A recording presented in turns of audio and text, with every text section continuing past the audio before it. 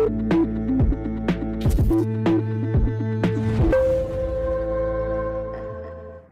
मैं हूं सोनाली और आप देख रहे हैं लाइव भारत टाइम्स न्यूज। चलिए बढ़ते हैं आज की खबर की ओर। नीमच आम व्यक्ति को जब अभी समस्याओं का समाधान नहीं मिल पाता तो ऐसे में जन सुनवाई की सुविधा प्रशासन की ओर से हर एक आम व्यक्ति को दी गई है, जिसकी मदद लेकर वह जिले में बैठे बड़े अधिकारियों को सीधे पहुंचकर अपनी शिकायत दर्ज करवा सकता है। पिछले 2-3 वर्षों से लगातार कुछ शिकायतकर्ता नीमच जिला कलेक्टर कार्यालय के चक्कर काट रहे हैं एवं तहसील कार्यालय पर बैठे हुए कर्मचारियों को उनकी शिकायतों से कोई फर्क नहीं पड़ता। जिला कलेक्टर दिनेश जैन द्वारा कई मामलों में सजगता दिखाते हुए त्वरित कार्रवाई की गई, जो वाकई तारीफ के काबिल है। परंतु इसके बावजूद मनासा और जावद विधानसभा क्षेत्र में बैठे हुए तहसील कार्यालय के अधिकारी अपने कर्मचारियों को दबाव बचाने के लिए शिकायतकर्ता पर दबाव डालकर उनकी शिकायत हटवा देते हैं और उन पर कार्रवाई नहीं होती है तो वहां जिम्मेदार अधिकारी शिकायतकर्ता पर दबाव बनाकर उसका मोबाइल लेकर खुद ही शिकायत बंद कर देते हैं। क्या सीएम हेल्पलाइन और जनसुनवाई एक मजाक बनकर रह गया है? ये पूछने का विषय है। सुबह से शिकायतकर्ता भूखे प्यासे आकर समस्या का निराकरण चाहते हैं, पर समस्या जिस की तस बनी हुई है, कोई फायदा नहीं है। सर मैं इस प्रकार आया कि मेरे शासकीय पट्टा मिला था। शासकीय पट्टे के मेरे पिताजी ने मांगूर अपना बंजारे गिरवे रखी थी। मांगूर अपना बंजारे ने धोखाधड़ी करते कहीं उसका नाम करवैया का नामांकन किया, मेरे को तरीके से काटघाट करके। उसके बाद में बैंक मैनेजर मोहनलाल उसके नाम से आई, तो उसके नाम की अपील करी तो फिर तीसरा गोविंदराम सुरनमल बंजारा इनका नाम आया। उनकी जो अपील करी तो उसके बाद फिर एक घोर सिंह बंजारा, राहुल और गोपाल। तो सर मैं कब तक अपने करते रहूँगा, ये तो क्या बताऊँ, ये खेल चलता है। आप यहाँ पर जनसुनवाई में कितनी बार यहाँ पर आवेदन दे चुके हैं? सर मैं कम से कम 10 साल हो गए। जब नंद कुमार सिंह जी चौहान थे जब से मैं यहाँ आ रहा हूँ, अभी तक मेरी सुनवाई नहीं कर पा रहे। क्यों नहीं कर पा रहे?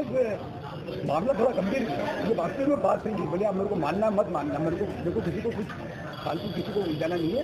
ये साफ स्पष्ट बात है कि इनने कुल मिला के पूरी साठगांठ करके इनने सबका काम कुल मिला के जो बंजारे से हैं उनने गुमराह करके और अच्छे से अधिकारियों को भी उनने नीचे झुकाने का काम कर दिया। बल्कि मैं इन अधिकारियों को और किसी को अफसरों को झुकाने की कोशिश नहीं कर रहा हूँ। मेरे को किसी से कुछ पक्षपात नहीं है, मेरे को केवल वही मेरी जमीन दिलाई यार, इन बंजारों के ऊपर कार्रवाई की जाए कुल मिला। आज आप यहाँ पे आए जनसुनवाई में दिया आवेदन, तो क्या बताएं आप? जी मैडम जी को आवेदन दिया मैंने, मैडम जी ने मेरे को आश्वासन दिया कि इनका नामांकन किया जाए, इनकी जमीन की दिलाई जाए। क्या नाम है आपका? नाम मेरा उमराव। सुनवाई में जो मैं प्रति वर्ष हम लोग जनसुनवाई देखने पर जनसुनवाई हो रही है। हर बार ये देखने में आता है कि 200 से 250 आवेदन जनसुनवाई में आते हैं, जो ऑफिशियल तौर पे आते हैं, और अनऑफिशियल तौर पे कितने आवेदन आते हैं। कितने ज़्यादा संख्या में आवेदन ये निर्धारण करता है कि यहाँ के निचले अधिकारी ढंग से काम नहीं कर रहे हैं। और राजस्व के सर्वाधिक मामले आते हैं। सबसे बड़ा भ्रष्टाचार अगर नीमच में तो राजस्व विभाग में है, मैं साबित कर सकता हूँ। इसके अलावा कृषि विभाग के मामले हो, आदिम जाति को, महिला बाल विकास के अन्य मामले हो। अगर इतनी समस्या है तो सप्ताह में 2.5 तो समस्या क्यों पैदा हो रही है? या तो अधिकारी ढंग से काम नहीं कर रहे। अधिकारी अगर ढंग से काम करते, निचले स्तर के अधिकारी जो काम करते हैं अगर वो ढंग से काम करते हैं तो आज यहाँ पर बड़ी संख्या में लोग यहाँ पर इकट्ठे नहीं होते। सर सिंगोली के अंतिम क्षेत्रों, इधर अपन रामपुरा क्षेत्र की बात करें तो जंगल क्षेत्र से भी लोग यहाँ आने को मजबूर है। टप्पा और तहसील कार्यालय पर उनकी किसी प्रकार की समस्या का कोई निदान नहीं हो पाता है और विकलांग लोग भी बड़ी परेशानियों में यहाँ पर पहुँच रहे हैं। मेरा आपसे यही कहना है, मैं वही बात आपको दोहरा रहा हूँ कि निचले स्तर के अधिकारी पर लगाम नहीं है। यहाँ के जो नेता या तो उनकी कोई सुनवाई नहीं होती, जो यहाँ के निर्वाचित विधायक और सांसद हैं वो मदमस्त हैं। अगर आप में अनुशासन सख्त होगा तो निचले अधिकारी ढंग से काम करेंगे। वो लोग भी जनता की समस्या से उनको कोई मतलब नहीं है। इस वजह से यहाँ पे 200 लोगों की लाइन लगती है। लाइन लगकर लोग छोटी छोटी समस्या के लिए आते हैं, जो दुखद है। इसलिए ये साबित होता है कि भले अधिकारी निर्देश देते होंगे, लेकिन निचले अधिकारी का यहाँ पर कोई काम वो लोग काम करना नहीं चाहते। इसलिए यहाँ पे लोग एक बड़ा मामला और है कि जब जनसुनवाई में समस्या का निदान नहीं होता है तो ऐसे में मजबूरन लोग 181 पे कंप्लेन करते हैं, लेकिन अधिकारी दबाव डाल के वो भी बंद करवाते हैं। बिल्कुल सही बात है। 181 पे जो कंप्लेंट होती है तो अधिकारियों की यहाँ पर टीएल वगैरह में उनकी जब वो लेवल 1 को वो करते हैं, उसके अंदर भी ये लोग जानबूझ के दबाव बनाकर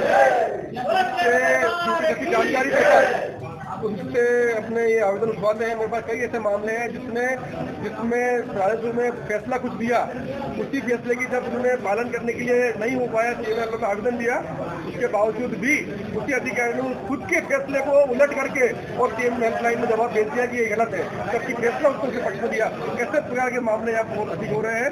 तो मेरा कहने का मतलब यही है कि अगर निचले अधिकारी ढंग से काम करते हैं तो यहाँ पे चलो नहीं करते। सीएम हेल्पलाइन पे भी बहुत सारी बार हमारे नॉलेज में आता है यहाँ पे कि लोग 1.5 साल तक उनकी शिकायतें लंबी चलती रहती है। तो मेरा यही कहना है कि लगाम मजबूत होनी चाहिए। चालू नहीं हो रही है, मेरी सम्मान निधि चालू नहीं हो रही है, इसलिए मैं यहाँ आया हूँ और मैं 5वीं बार आ चुका हूँ। और पटवारी महोदय ने मुझसे 6,000 रुपये लिए गए, सम्मान निधि के नाम से लिए उन्होंने, और अभी तक मेरी कोई सम्मान निधि चालू नहीं करी। 8 महीने से चक्कर लगा रहा हूँ मैं, और मैं यहाँ कलेक्टर महोदय के यहाँ भी आया तो अभी तक मेरा कोई सुनवाई नहीं हो रही है। और मैं पहले भी आया था तो मैंने यहाँ आवेदन दिया, उसके बाद वो मेरे को बताते हैं ये शिकायत क्यों करी तुमने, ऐसे क्यों करी, पछताओगे, ऐसे वैसी मतलब डराते धमकाते हैं, बहुत परेशान करके छोड़ रखा है मेरे को। और मैं मतलब 5 मंगलवार से यहाँ आ रहा हूँ, जा रहा हूँ, मैं 1% अभी तक कुछ भी एक्शन नहीं लिया महोदय ने। कौन पटवारी है और किस बात के आपसे 5,000 रुपये लिए हैं? पटवारी का नाम रजनीकांत शर्मा है, हल्का नंबर 25 है। और उन्होंने बोला था कि आपका मृतक पिताजी की मृत्यु होने के बाद में आपका नामांतरण, आपकी माता का और आपका नामांतरण हो चुका है। अब मैंने उनसे कहा कि सम्मान निधि चालू करनी, तो उन्होंने बोला कि सम्मान निधि के लिए आपको 6,000 रुपये मेरे को वापस देना पड़ेंगे। 6,000 रुपये मैंने उनको दिए नगद।